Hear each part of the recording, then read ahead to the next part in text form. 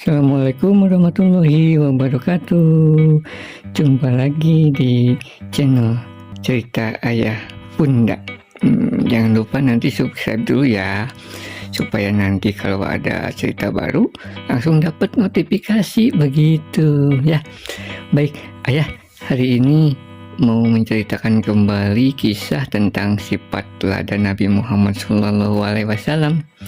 Disimak baik-baik ya.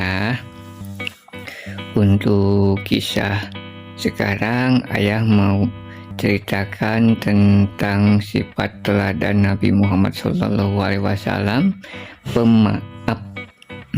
Simak baik-baik ya. 7 tahun setelah hijrah terjadi yang namanya perang Khaybar. Khaybar itu sebuah kampung kaum Yahudi. Perang ini tak terelakkan untuk terjadi karena kaum Yahudi melanggar perjanjian damai.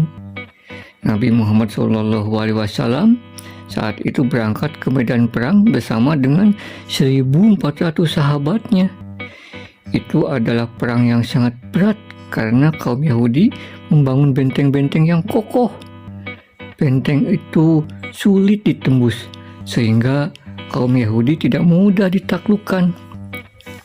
Namun dengan bantuan Allah Subhanahu wa Ta'ala, akhirnya Nabi Muhammad SAW yang memimpin pasukan Muslim berhasil melalui pertempuran itu dan alhamdulillah memenangkan pertempuran itu. Nah, setelah memenangkan pertempuran, beliau pun beristirahat. Kemudian ada seorang wanita Yahudi yang bernama Zainab binti Al-Haris. Nah, memberi hadiah seekor domba kepada sang Nabi. Dia memasaknya menjadi domba guling. Nah, wanita itu bertanya kepada kaum Muslim, bagian domba mana yang paling disukai Nabi Muhammad?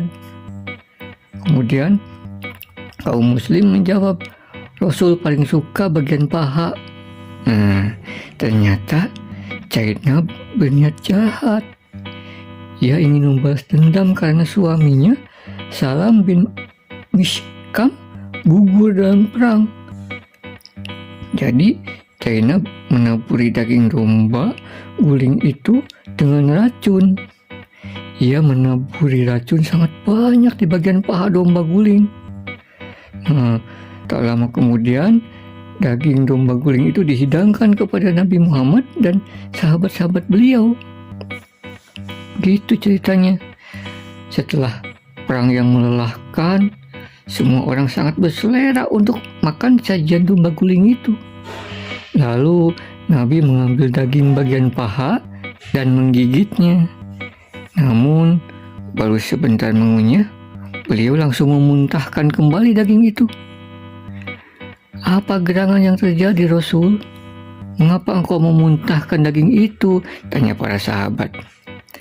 Jangan kalian makan daging itu, seru Nabi Muhammad untuk mencegah para sahabatnya makan. Namun sayang sekali, salah satu sahabat Nabi waktu itu, Bishr bin Al-Bara, sudah menelan makanannya dan kemudian ia pun meninggal dunia.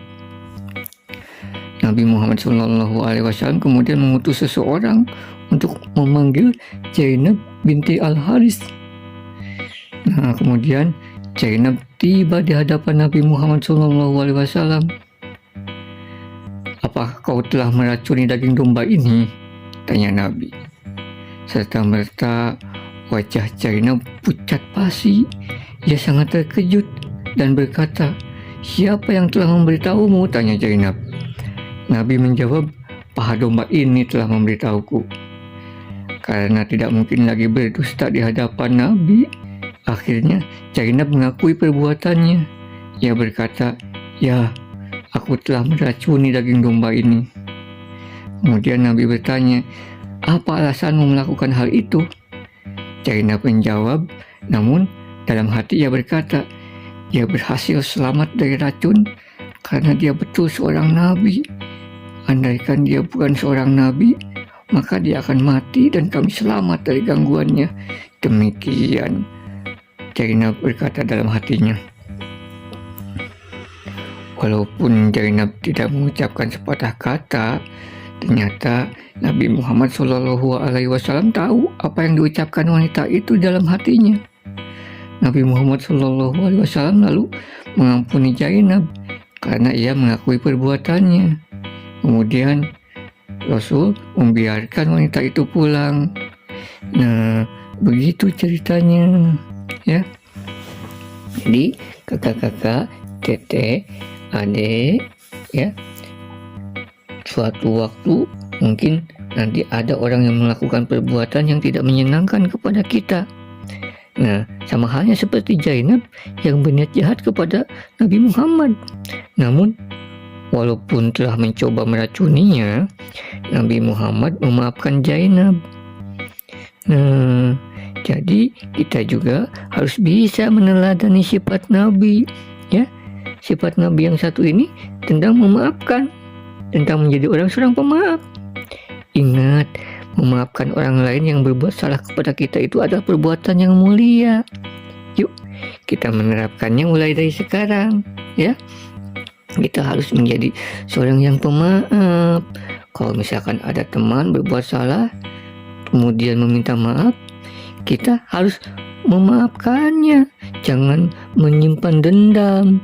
Kalau yang menyimpan dendam itu bukan sifat Nabi, bukan sifat teladan, ya. Itu adalah sifat setan kalau pendendam. Oke? Jadi kita harus menjadi seorang yang pemaaf. Gitu, ya. Nah, itu dulu ya untuk kisah hari ini. Nanti di lain kesempatan Ayah ceritakan kembali sifat teladan Nabi yang lainnya atau cerita-cerita yang lainnya, ya. Kalian juga boleh kok minta diceritain tentang apa, di komentar aja nanti disebutin, ya. Nanti Ayah coba ceritakan tentang apa yang ingin diceritakan gitu, ya. Terima kasih sudah menyimak. Wassalamualaikum warahmatullahi wabarakatuh. Dadah.